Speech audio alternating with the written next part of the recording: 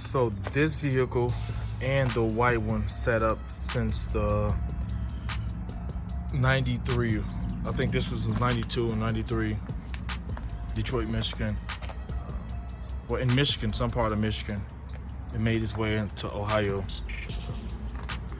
The problem with this, I believe that incurred was wiring. Something destroyed the wires on this.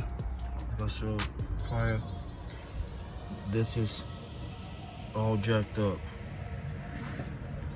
Goes over to here. These may have been cut. This went to something, I'm not sure. Look at that. Distributor probably won't get no fire because of, look at this, the wire was broke off. This is, it came out the plug. But I'm not thought this goes into the distributor. This is for the alternator.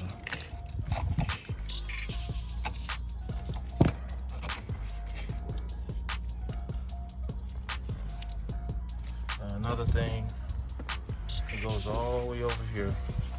You get a wire kind of gnawed off at the solenoid. The starter wire looks okay. Look at the ground is still connected, but as you guys can see down there, it's destroyed. All the plastic sheathing around the ground is done. Okay guys, here's the old harness.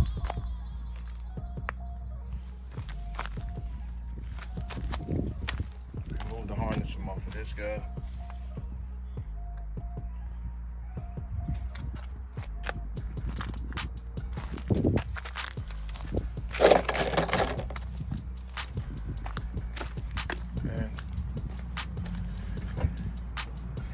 It's already installed.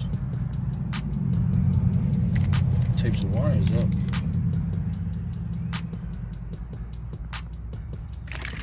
Everything's ran.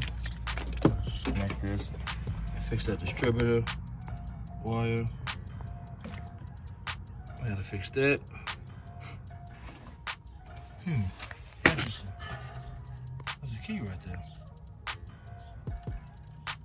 A door ignition key in case of emergency?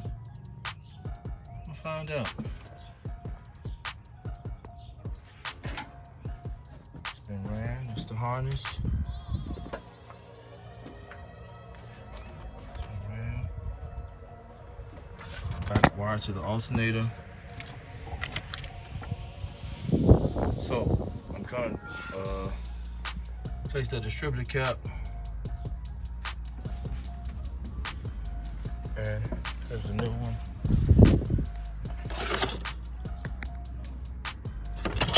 Roll it right now, and I'll walk you guys through the journey. I'll mount my camera in a second and see what we got. We just want to see will it fire up, will it start, or will it turn over?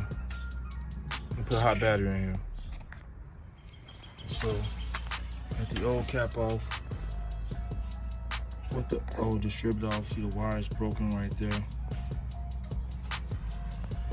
Put the rotor off. Right here, I'm gonna clean it up. So I removed that key, and it was the same key, the ignition key. The key that was down there. So I got two keys now. That was an emergency key, and it worked fine. So I'll be starting in a minute. Clean this off real good. Some sandpaper. Change those plugs. Remove those wires. Yeah, let me get started.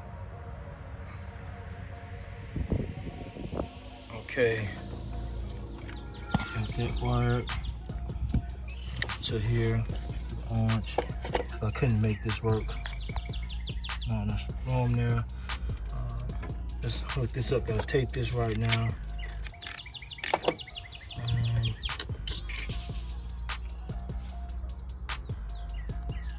So I'm gonna put the rotor cap back on, and install the different plugs. Here are the old plugs. Took those out, so I put some plugs I had on the side. And so I changed them already. There's some older plugs I had that should be fine. Like I said, there's oil in the engine. This is wired like 1, 2, 3, 4. Simple wiring. The carb looked good. It's moving freely. Luckily that the breather was over it. Looks good in there. Don't look bad at all. Don't look bad at all.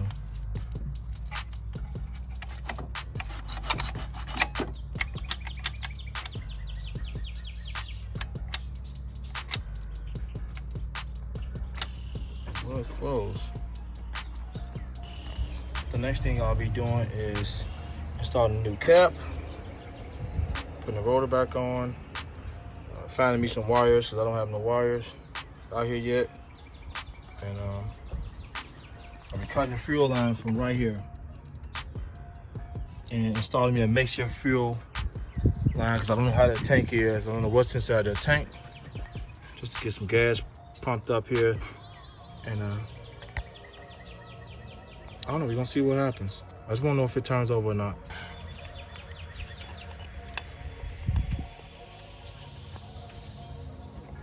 Like so.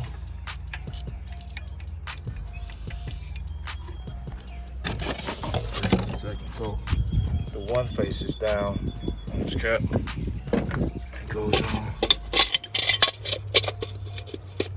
Pretty simple. That's it. So you got mismatched screws. It's a brand new cap. Look at the screws. This is the screw that should be in here, I guess. Alright, tight. Alright, the next step will be wires. Cut the gas line, battery, and then let's see what we got. Okay guys, got me gas. Pretty much wired up.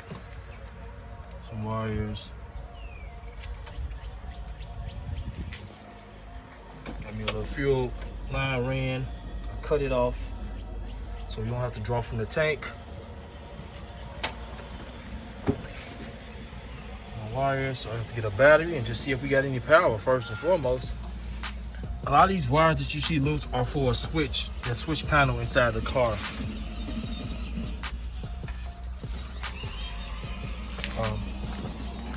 Here's my fuel line. So I'm gonna run something there. Let's see what we got. So I'll be putting the battery in a minute and see if we got any power. Any power. Got our keys here. So I guess that's the first thing to see if we got power from the new harness being installed. So let me get a battery before we get gas and make a little line there for gas. So I'm gonna get a battery to see if we at least spin. So I want to note something. The firing order for this is 1, 2, 4, 3, or 1, 3, 4, 2.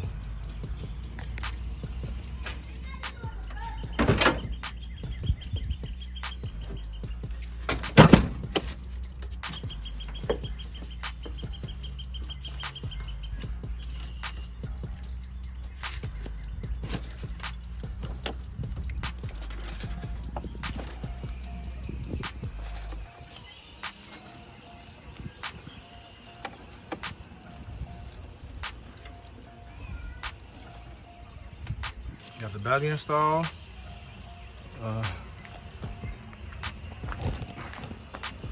Let's see if we get something. Just a quick spin.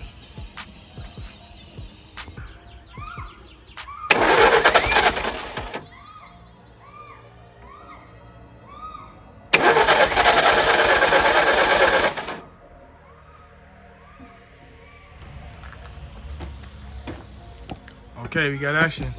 I wasn't expecting it to turn. We turned.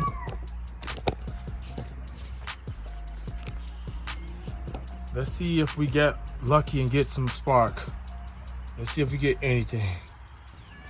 I'm not optimistic about this, but we're gonna see.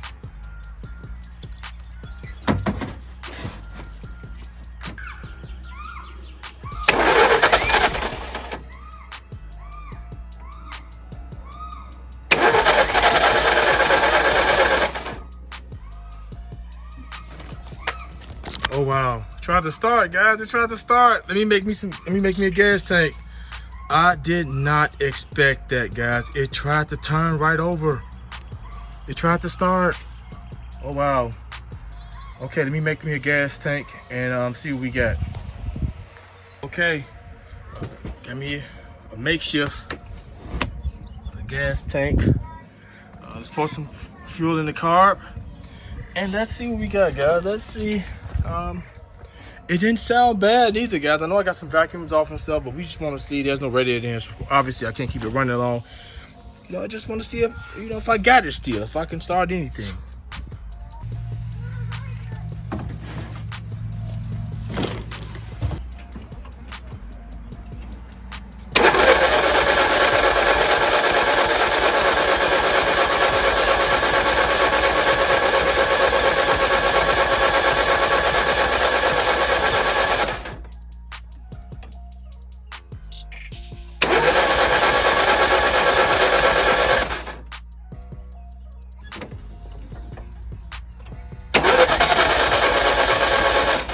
I believe this thing is hesitating to start because the plugs are fouled. Got some new ones.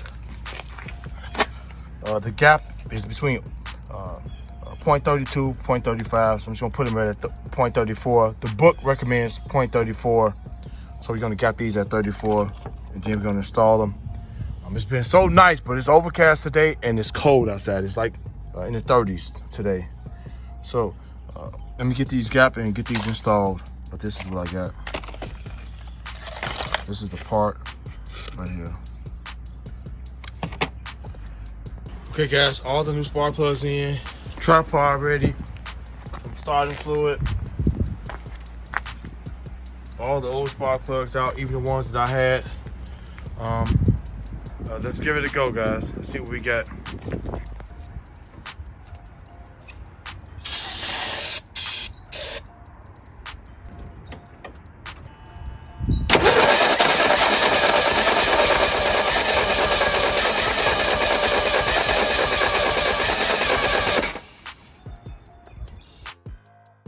Guys, after I installed the new spark plugs, I knew in the back of my mind what was the issue with this vehicle.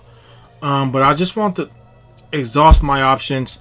The coil was reading a little bit under its specs, so I'm going to show you guys eventually me installing an extra coil that I have to the side just to make sure I'm getting enough spark. And I'm sure you guys how the spark I'm getting as well. But when it didn't start, after the spark plug change, you know, granted I gave it the benefit of the doubt of the older spark plugs I had, that they were old plugs, they were old kind of worn plugs, but I just knew I'll get something from them. So we placed the new spark plugs, and I just knew it was going to start. But once it didn't start, I knew instantly probably what was wrong with this vehicle and why it was sitting up.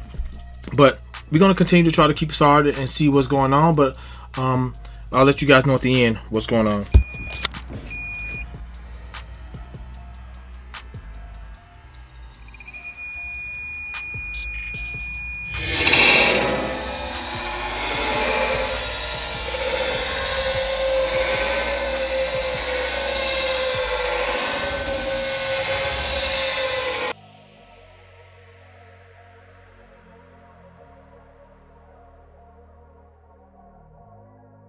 Alright guys, I got some new wires came in.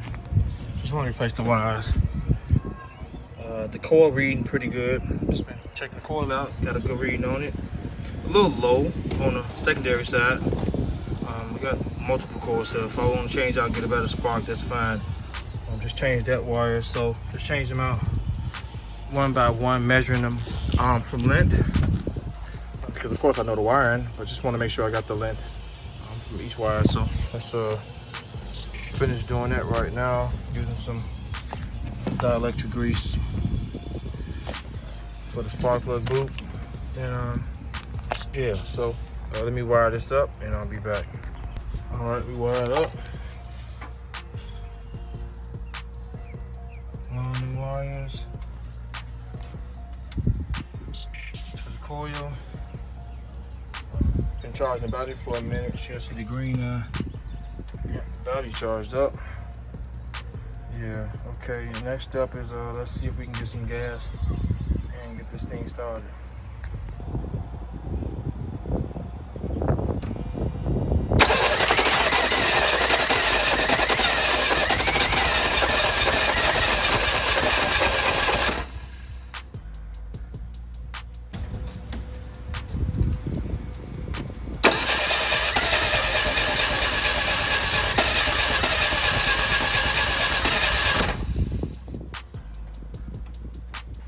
Alright guys, it's trying its best to start. New wires, new rotor, new cap. We getting spark. Even added one of these XL super coils. I got a few of these things in case you guys ever need one. I got a few of them. Even added that, and it's doing the exact same thing. It's trying its best to start. I even advanced the timing to help it out. So guys, I've concluded that the timing belt is bad in this vehicle. After the first few times it didn't start and I was getting spark and gas, that's the kind of first thing jumped out to me, and that's probably why the reason it was sitting up for whenever it's set up for all these years, even though it probably was it's not a bad fix, it's a fairly easy fix. I've done these 2.3s, a couple of them on newer cars. Like I had a 99 Ford Ranger like in 2004 or 2003, and the timing belt was bad on it, so it wasn't that far from this. Well, 97 Ford Ranger that I had, just to have a little pickup on standby. But I'll be coming out with a detailed video on this 2.3 timing belt installation for the Mustang 2. A very detailed video. I've never worked on an older 2.3 like this one, but I'm gonna do about the book. I'm gonna do about the Mustang 2 book, just to have a textbook 2.3 video on my channel as far as with the timing belt. So be on the lookout for that, guys. Hope you enjoyed this video. Terrence and I'm out.